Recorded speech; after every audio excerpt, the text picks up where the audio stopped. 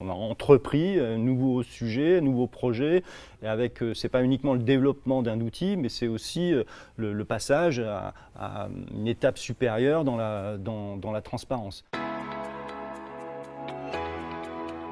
Ce défi s'inscrit dans la volonté de l'ANSM d'être plus transparente pour rétablir une confiance perdue.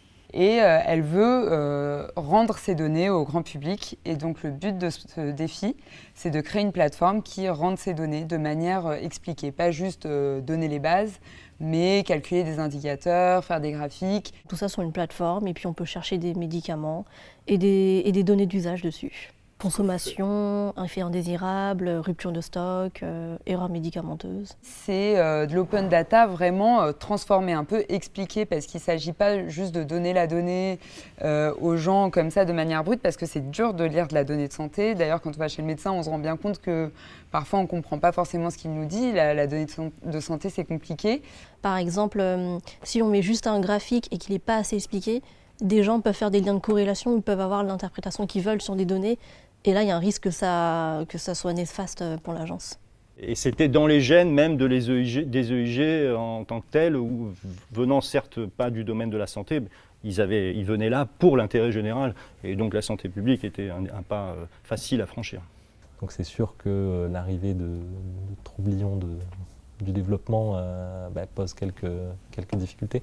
Après, j'ai l'impression qu'on a quand même réussi à trouver des compromis qui ont permis d'avancer sur le projet. Je pense que c'est aussi ça la valeur ajoutée du programme, c'est de ne pas venir juste pour faire ton corps de métier, mais d'être là pour énormément s'ouvrir aux autres corps de métier et à ceux avec lesquels on interagit, donc dev et data. Là, on est à un stade on va dire de version bêta du produit, de la plateforme, donc, qui fonctionne, mais qu'on a besoin encore de tester. La transparence, on espère bien, fera naître la confiance, mais c'est pas une transparence comme ça à l'aveugle, elle est accompagnée, elle est expliquée, et puis bien sûr tout en préservant tout ce qui concerne le secret médical. Il va continuer, oui, parce que là en fait on a posé la première brique. En fait, le projet DataMed, c'est le projet fer de lance de l'agence pour ouvrir la donnée. C'est la première fois que l'agence ouvre des données pour le public.